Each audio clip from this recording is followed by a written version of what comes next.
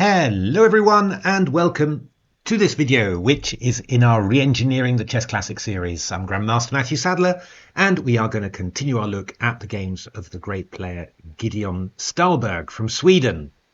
In this video we're going to be having a look at a couple of his encounters, mainly one in actual fact, against the equally great Estonian player Peter Holmgren. It was played in 1935 in Helsinki. And Keres and Stahlberg had a number of very interesting matchups.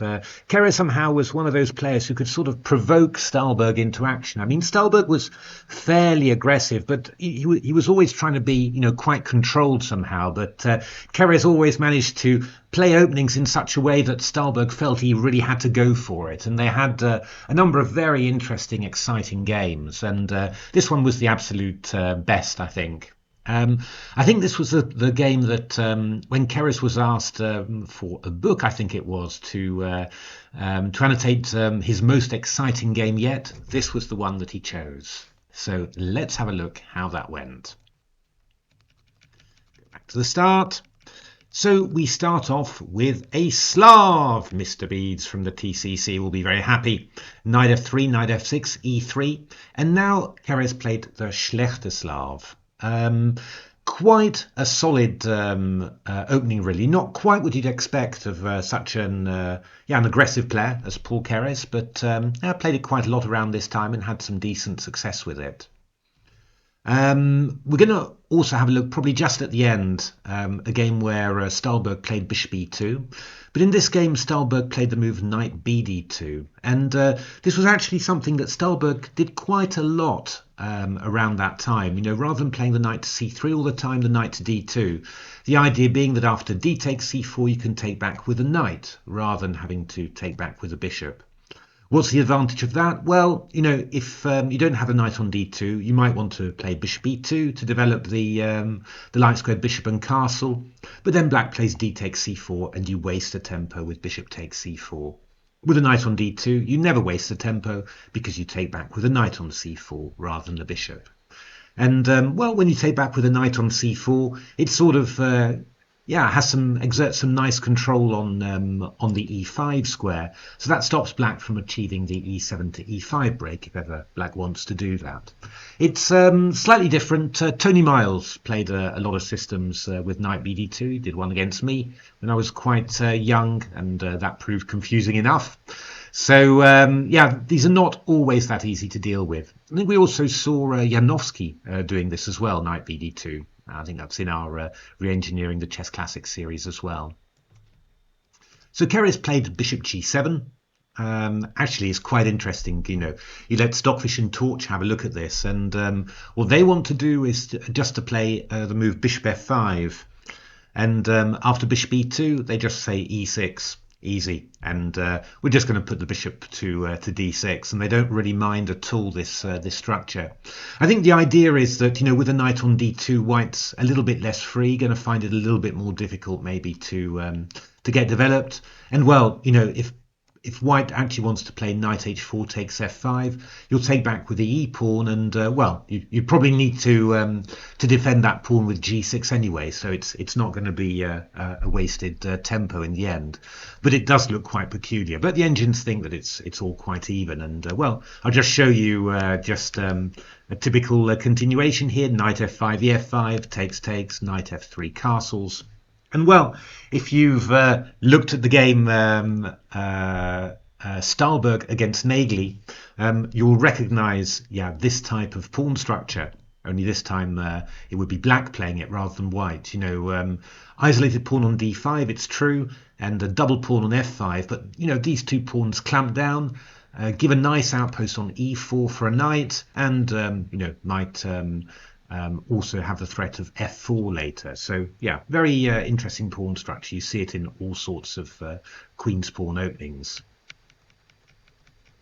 Anyway, that's a little digression. Keres played bishop g7, which is normal. Bishop e2, castles, and now the move knight bd7. Yeah, knight bd7. Not 100% sure. Knight bd7. It's I mean, normally you try and develop this bishop, out to f5. That would be a very normal move. Looking for knight e4, for example. These are various Stockfish Torch games. b3, knight e4, bishop d2, and then, well, will you guess what black wants to play? H5 here. This is what the engines are looking at, just staking out that light square territory on the king side. Another idea, very typical in these lines, knight e4. The idea, what you want here is, black's a little bit more cramped than white, so start exchanging off some minor pieces, give yourself some more room. I mean, the amazing thing is that this is actually just a pawn sacrifice. This is a Stockfish that's very keen on this one. Takes, knight d2, and then e5 takes, queen c7, simply. Knight takes e4, rook d8, queen a4, queen takes e5, and Stockfish just says, yeah, no worries, just equal. Black's got open lines. Not going to be so easy for white to develop the queen side. If you go back to c3, for example, to cover this one, you can't move the bishop out to d2. So, black's going to play knight c6, bishop e6. Yeah, there's compensation. It looks a little bit like a Taras von Hennig-Schara gambit, if you know that one in some way. But I mean, quite amazed really to see, an engine like Stockfish, already, from move 7, just sacrificing a pawn for compensation and for play. It's quite amazing, really. It just shows how, the engines, they really do show you new stuff and stuff that would never even occur to you. It'd never occur to you that would actually be, a decent, maybe even the best way of playing in this line. Quite incredible. Keres played knight d7, pretty flexible. And Stahlberg played c takes d5, and he did have this tendency to play c takes d5, sort of exchange Slav structures. I mean, it makes sense in a way, because after c takes d5, black's put the knight on d7, and, well, if he still had his way, if the knight was on b8, he'd put it on c6 rather than d7. But yeah, on the other hand, white's played the knight to d2, so yeah, I don't know. I don't think c takes d5 would be particularly bad for black, to be honest. But I think maybe it was also it was also played with knowledge of Keres, that Stahlberg thought, well, I don't think Keres is going to go for a dull structure like that. Just knight takes d5. I mean, Bogolyubov, when he played against Stahlberg, he was commentating on Stahlberg c takes d5, and he said, oh well, I don't like dull stuff, so it's in these sort of exchange Slav structures, I'm going to try and do something a bit more aggressive, and I think Stahlberg knew this about Keres. So after knight takes d5, Stahlberg played knight c4. And, I mean, actually what the engines want, they like this move knight b3, which is quite nice, really. I mean, it's just stopping black from playing c5. And so, you're sort of stopping that break. And if you go e5, they just want to go e4, knight c7, and then queen c2, bishop e3, rook a d1. And, white should have a nice little edge here. I mean, this is torch against Stockfish, queen c2, knight e6, bishop e3.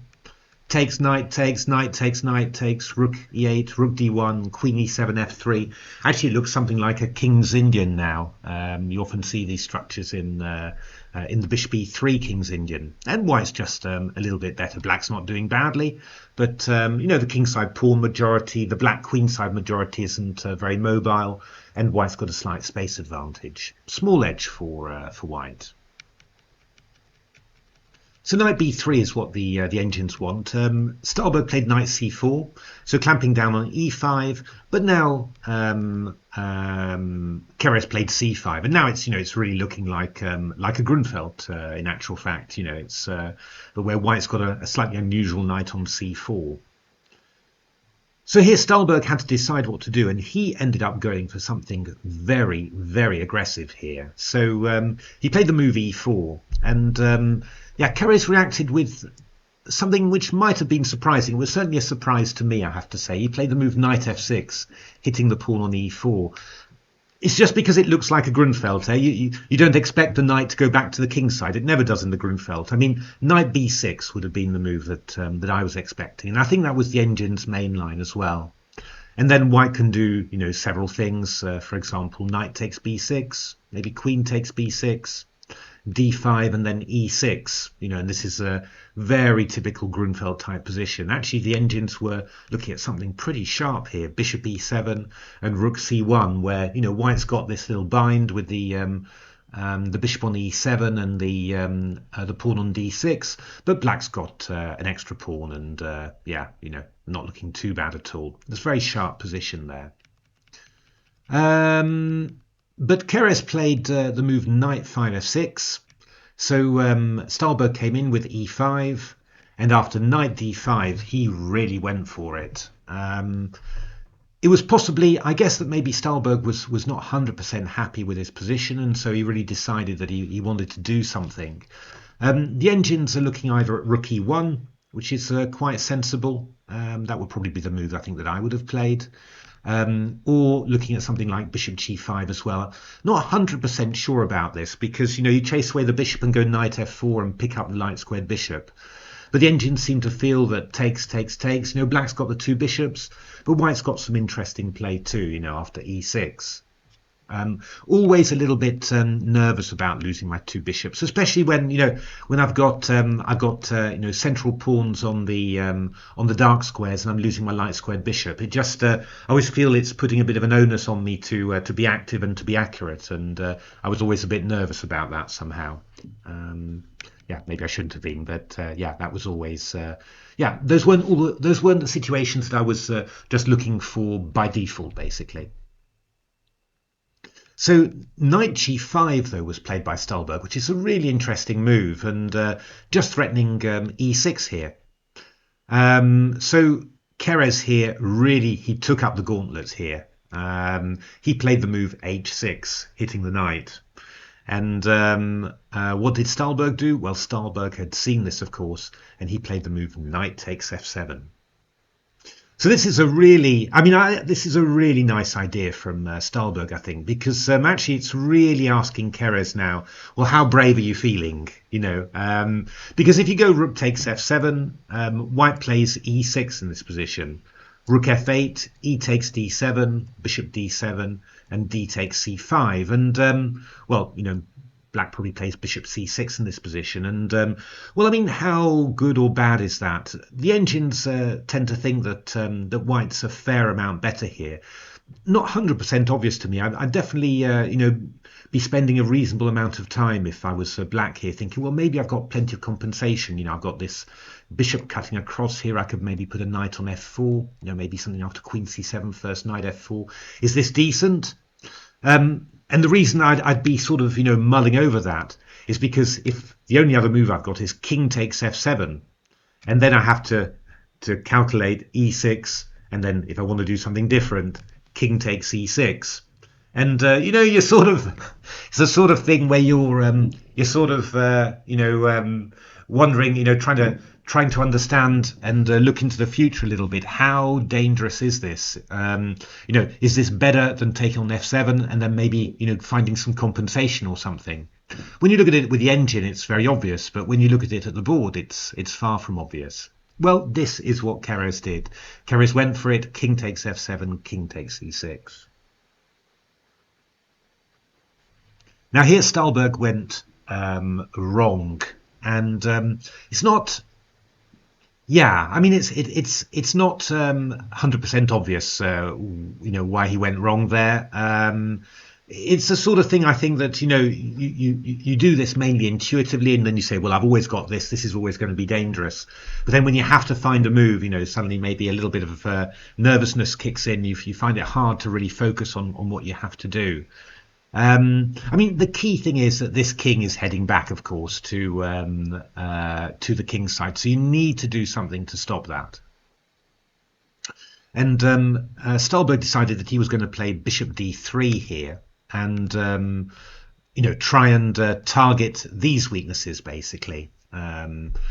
But the engines actually want to do it just a little bit more cleverly. They want to play the move bishop f3.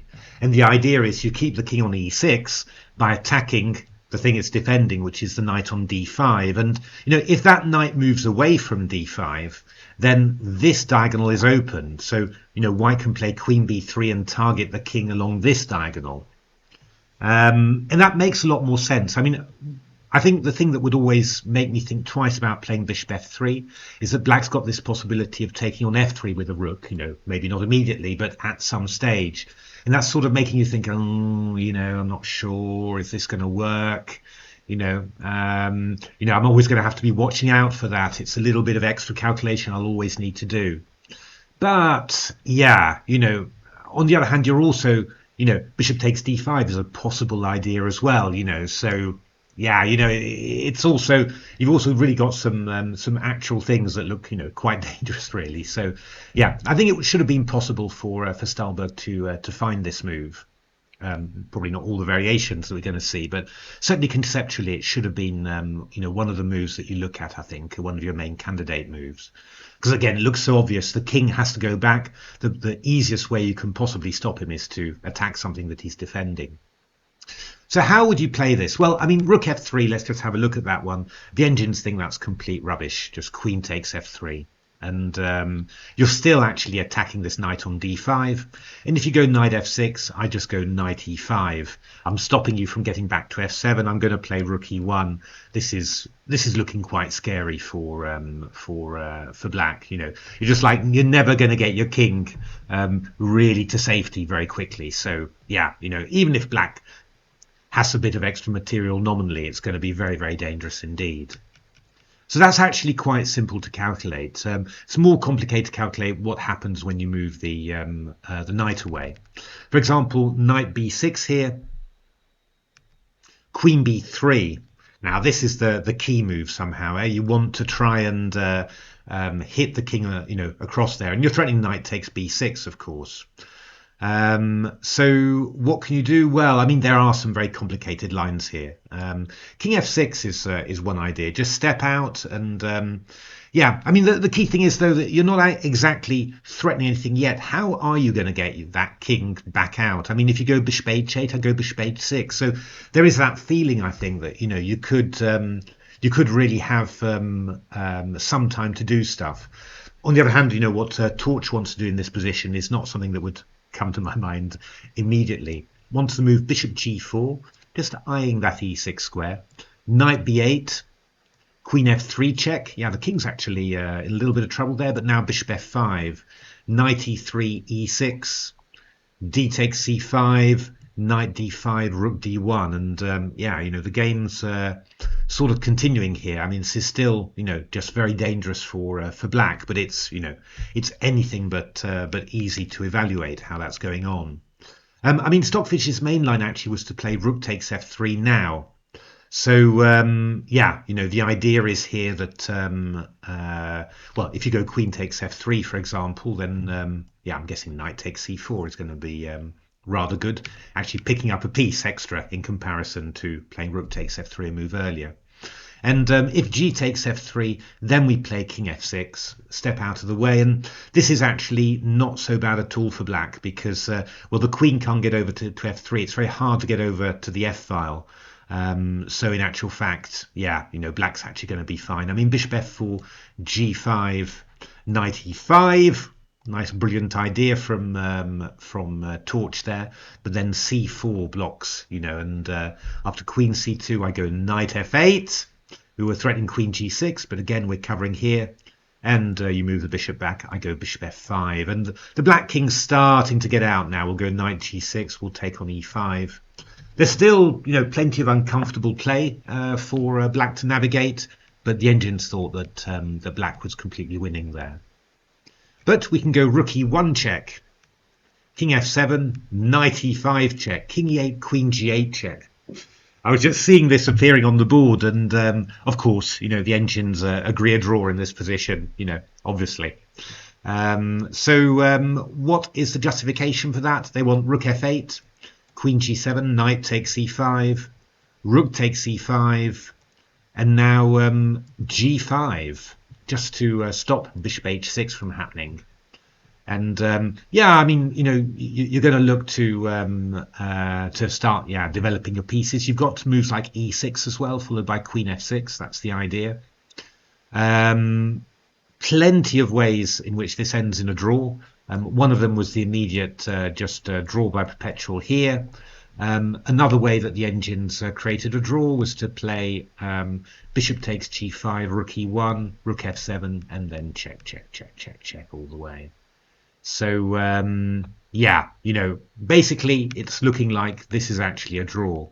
But yeah, kind of, it could be pretty brave with black to you know, just be 100% sure that all that stuff is going fine somehow. I mean, retreating back to e8 and giving a check on g8 is not everyone's idea of an easy ride somehow.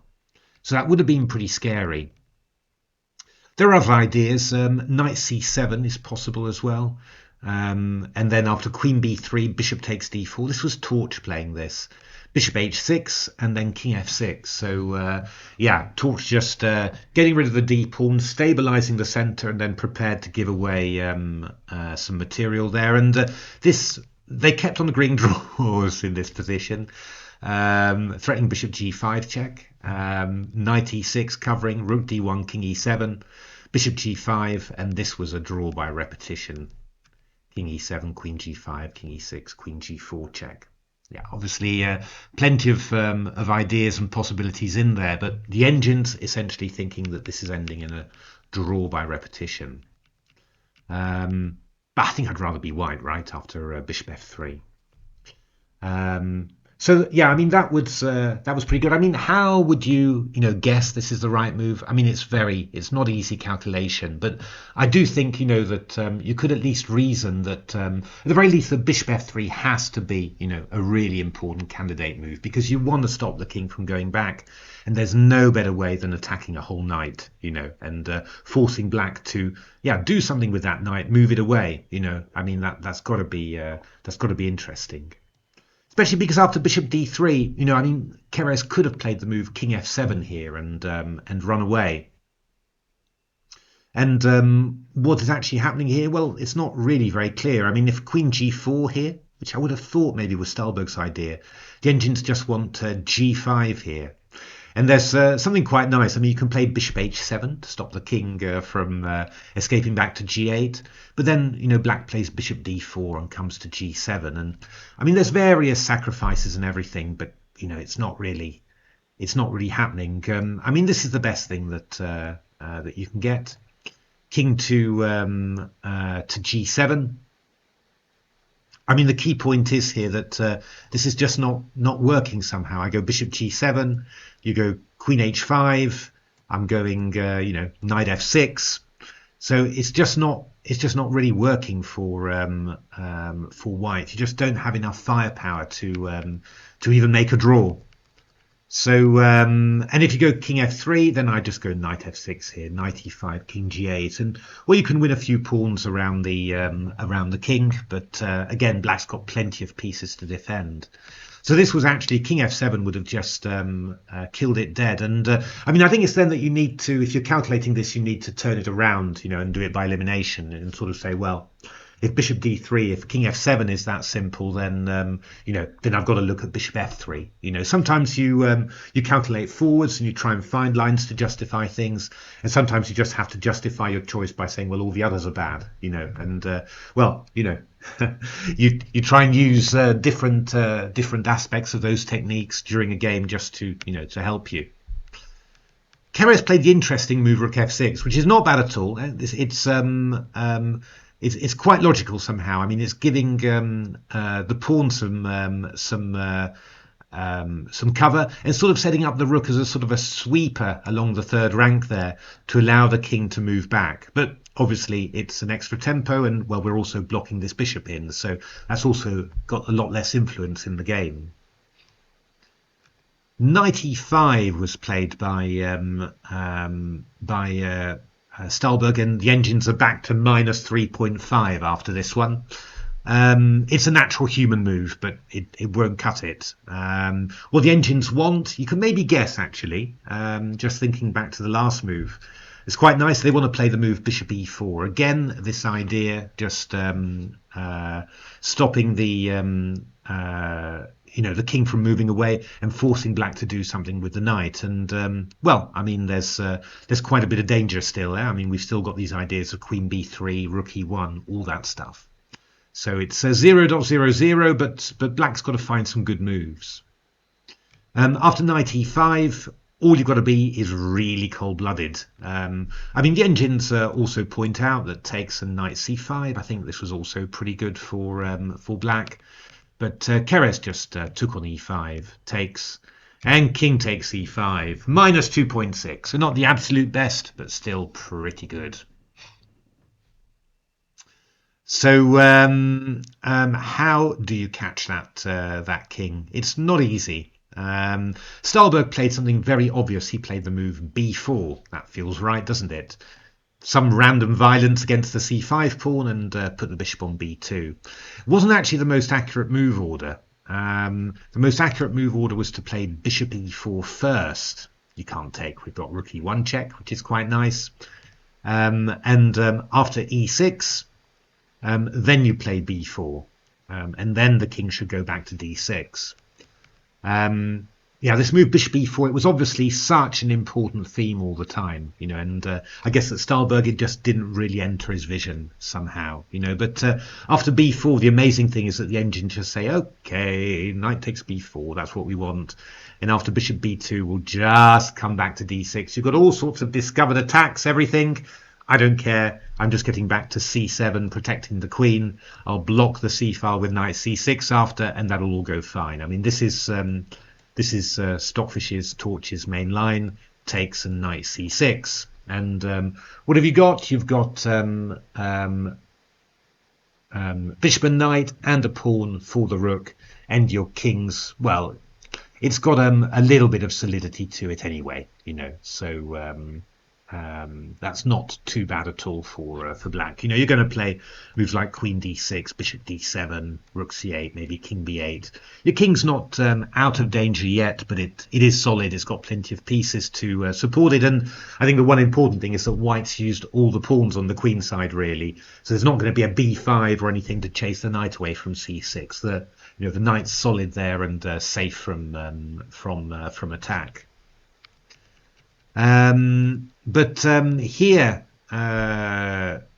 Keres played king d6, not unnatural to try and get the king back, and now we're back to just minus 0.87. So, the engine's thinking, ooh, we've got some chances here.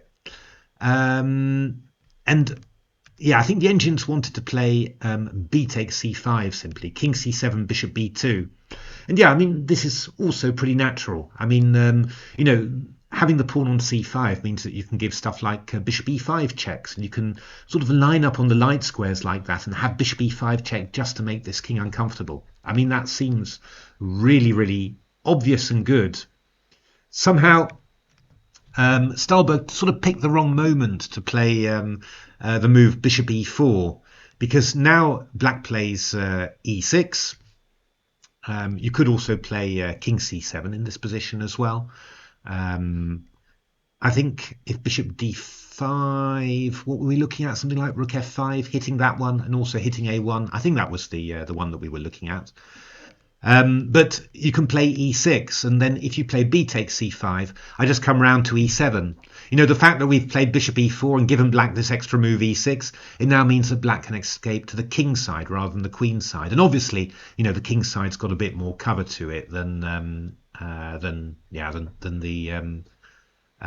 queen side. And I mean, you don't mind giving up this rook for this bishop, because black's still going to have two pieces for the rook, which is great, and you'll play the bishop d7 to c6. You'll be solid, and it'll all work out. So yeah, bishop e4 was actually just for a number of reasons a bad choice there. I think maybe Stahlberg just didn't really think of that segue, going back here and then going back here. So Stahlberg played bishop e2, Rook f7, actually the engines are just saying give back the material, no one cares, you know. But Keres kept the material. I mean, that's it's still, you know, minus 2.66, but that, to be honest, I mean, you know, I look at a lot of engine defenses, and you know what you notice and what you find difficult to emulate really is that flexibility that the engines have in you know, sometimes they keep material and sometimes they're just giving it back and saying, yeah, but that's easy, you know. And yeah, I just, you know, always get nervous about, you know, proportionality, about you say, do I really need to give back the material? Am I going to look stupid if I do? Or is that just the right moment? Is keeping hold of material the wrong you know, the wrong choice? And I find it very hard to really judge that properly. I think, you know, at the end of the day, I really do want to keep my material. I think that's probably the basic point. But yeah, I mean, I've always felt as well, actually, to be honest, that it's a little bit of a macho thing as well. You sort of, I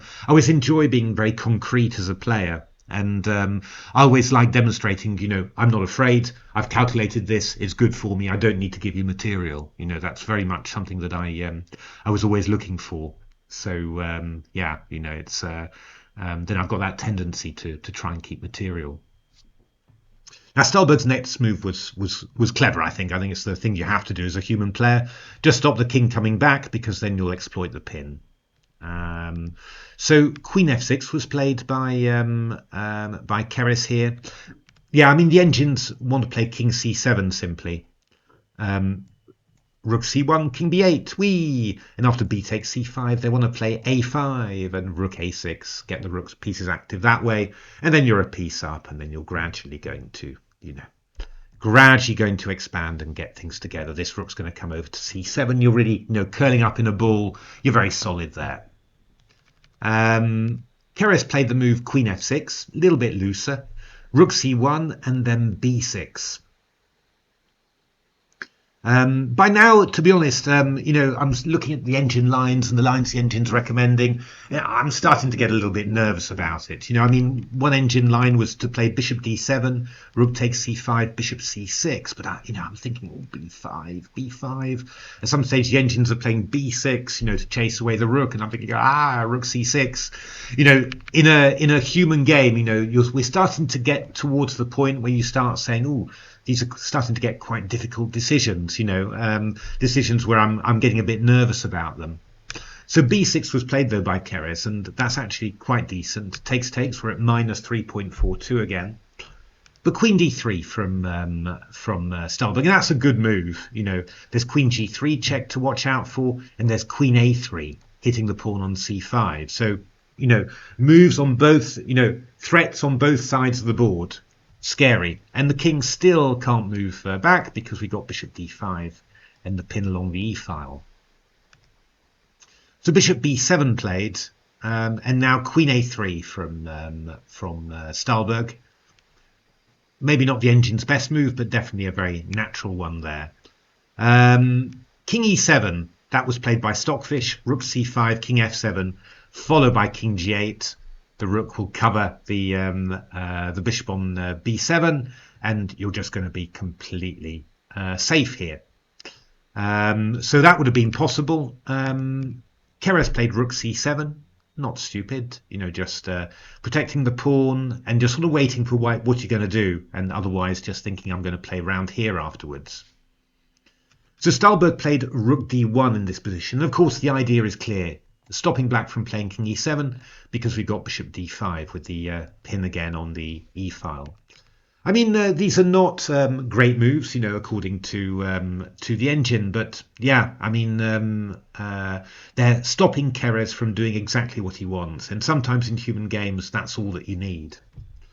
Now the engine, you know, wants rook f8, hitting f2 and giving white, you know, maybe the choice. I'm sure Stahlberg would have just played f3 and said, okay, well, maybe you've got some extra checks, but who cares? I'm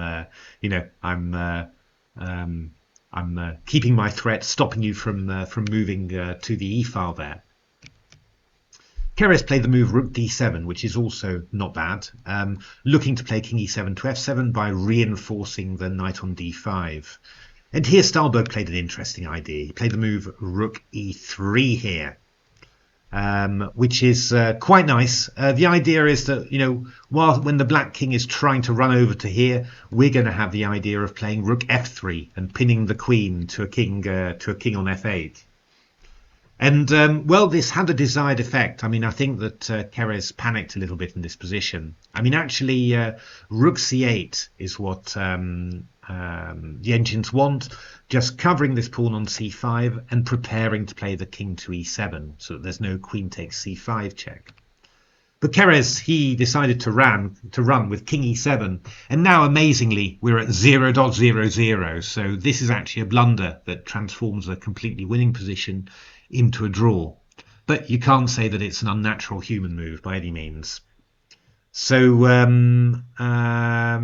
what have we got here? Well, queen takes c5 check played, and now the engines want to block with rook d6, which obviously I'm sure was not the idea that Keres had at all. King e8, that's what he played, that's what he wanted.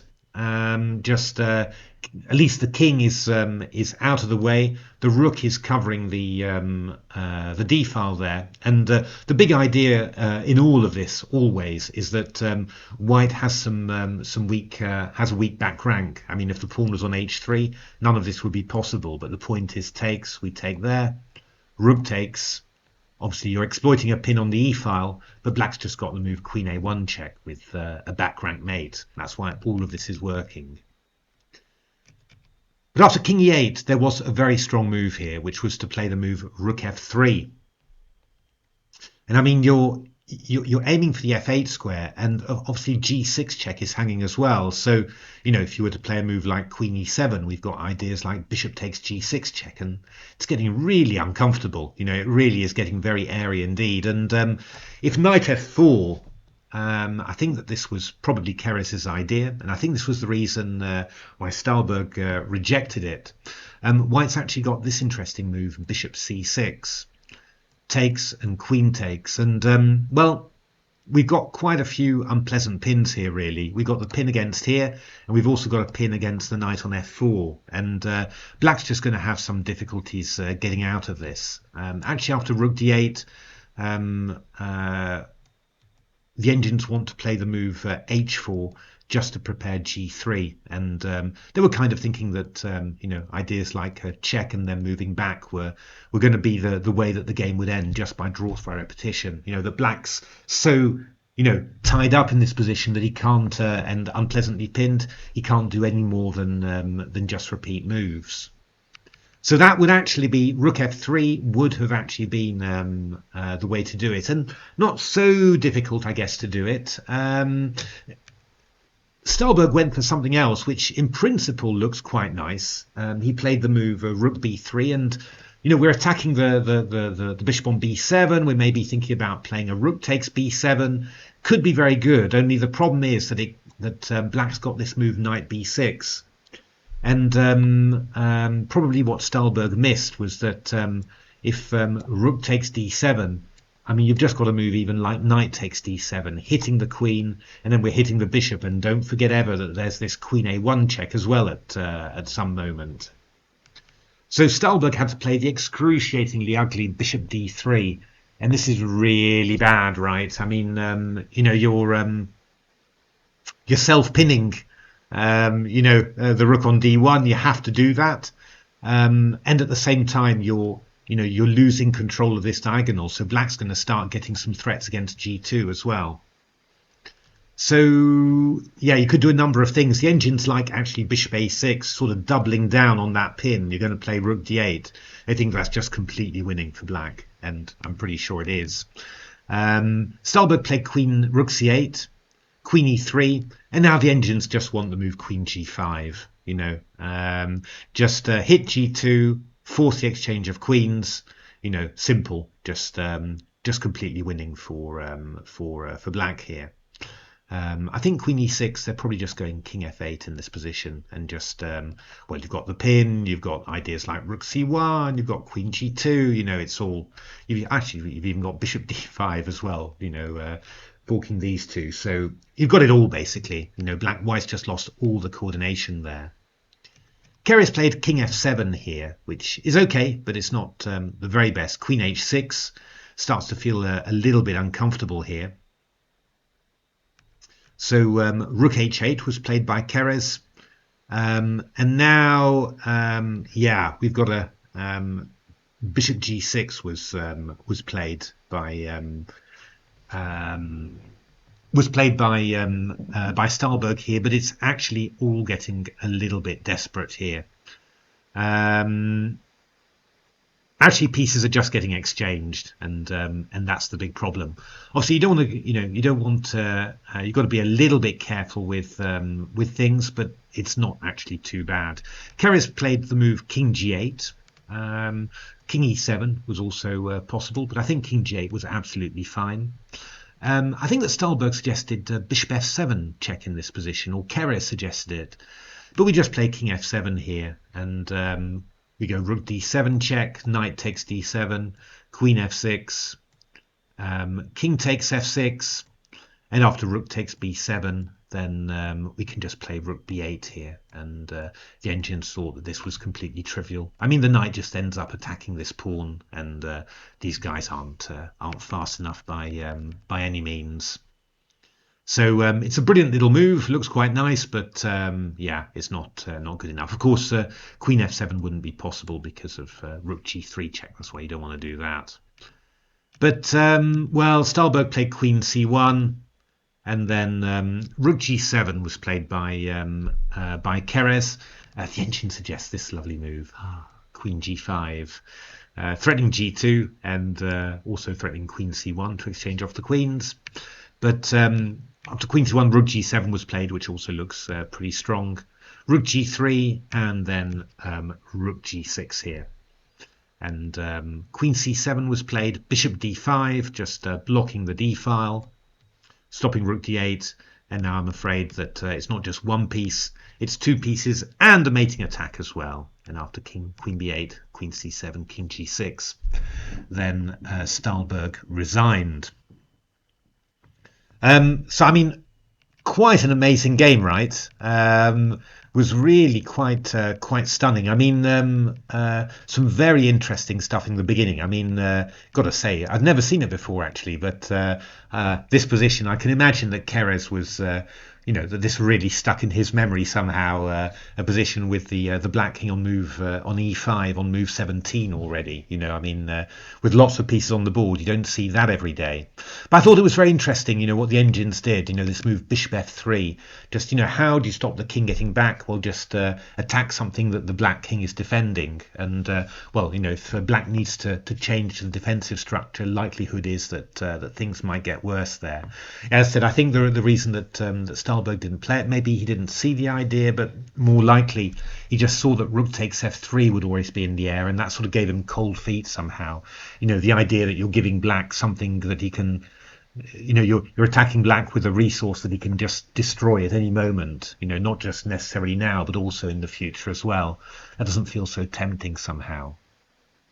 But I mean, I mentioned before that Keres was very good at provoking Stahlberg, and I just wanted to show you just one more game that they played. This was in 1937, I think, where again the same sort of thing happened from a quiet opening.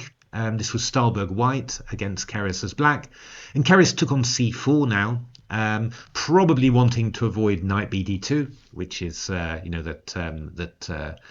Stahlberg had played before. So D takes C4, and now instead of just castling normally, which would be a very normal move, he played knight BD7 very early.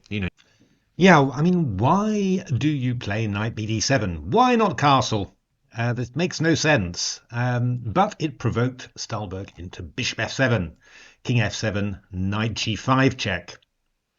Now the best apparently was to play the king to E8, but Keres played the king to G8, and then we got Queen B3 check, Knight D5 and E4, and again, I mean, Stahlberg's doing absolutely fine here, slight advantage, but again, I mean, he's been provoked into heading for a rather non-standard position, whereas instead of just keeping control of the position, It's in actual fact, this time though, it worked out well for Stahlberg. I mean, he was a strong player, right? So it's you can't give him everything. Keres sort of felt compelled to play like this and exchange off queens. And well, in this position, White was somewhat better. I mean, he got plans of a4 to a5 to a6.